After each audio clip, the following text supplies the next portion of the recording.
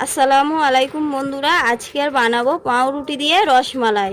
মাত্র দুইটি উপকরণ দিয়ে খুব সহজে আপনারা দেখতে থাকুন। এবারে আমি 500 গ্রাম দুধ জাল করে নেব। বন্ধুরা দেখুন, 500 গ্রাম দুধ ফুটে ফুটে কতটা কমে গিয়েছে আর ঘন হয়ে গিয়েছে। এর মধ্যে দিয়ে দেবো আমি অল্প পরিমাণ ফুড কালার। ফুড কালারটা দিলে খুব সুন্দর কালার হয়। যখন রসমালাই করা হবে, পাউরুটির উপর দিলে খুব সুন্দর কালার হবে। সেন্ট হওয়ার জন্য থেতো করা এলাচ দুটো দিয়ে দিলাম, সেন্ট হবে খুব সুন্দর। পাউরুটির মধ্যে যে পুরটা দেবো সেই পুরটা তৈরি করার জন্য আমি এখানে নিয়েছি 10 টাকার দুধের প্যাকেট, 2 প্যাকেট দুধ, গুঁড়ো দুধ নিয়েছি। আর আমি এই দুধের সর নিয়েছি। এই সরটা দিয়ে অল্প অল্প করে মাখিয়ে পুর তৈরি করব। একবারে দেবে না, অল্প অল্প করে দিতে থাকবে। একবারে দিলে লুজ হয়ে যাবে, হবে না। আমার পুর তৈরি কমপ্লিট হয়ে গিয়েছে। এবার পাউরুটিটা কেটে পুরটা সাইজ মতন করে নেবো, পাউরুটির সাইজে। বন্ধুরা, এই পাউরুটির চারগালায় যে শক্ত ভাব রয়েছে এটা কিন্তু কেটে ফেলে দিতে হবে, সমান করে কেটে নিতে হবে।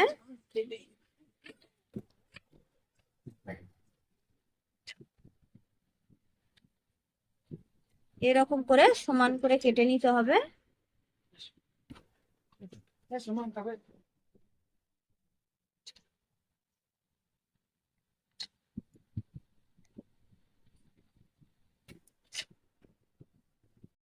পাউরুটিটা ভালোভাবে একটু বেলে নিতে হবে। বেলে নিলে মোড়ার সময় খুব ভালো সহজে মোড়া যাবে।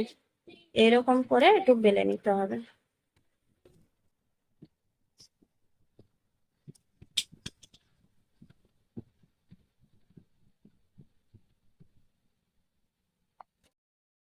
বন্ধুরা, পুরটাকে আমি এবার রুটির সাইজে করে নেব।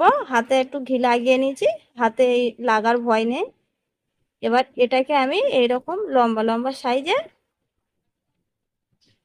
করে এর মাঝখানে দিয়ে দেবো, দিয়ে এইরকম ভাবে মুড়ে দেবো।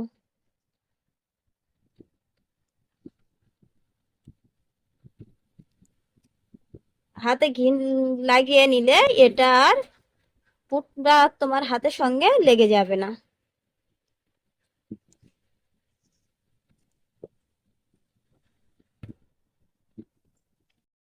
জাল দেওয়া দুধটা আমি এবার এই রুটির মধ্যে দিয়ে দেবো, রুটির ওপরে।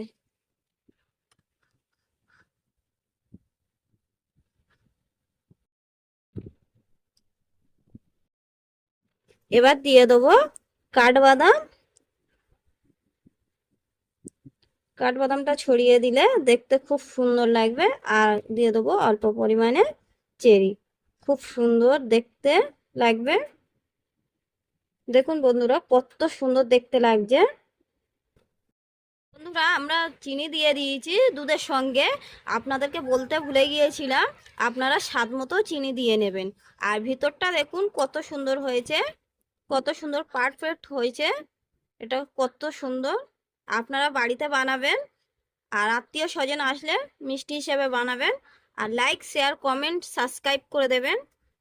বেশি বেশি করে দেখতে থাকুন, আমাদের চ্যানেলটা নতুন ভিডিও আবার আসছে।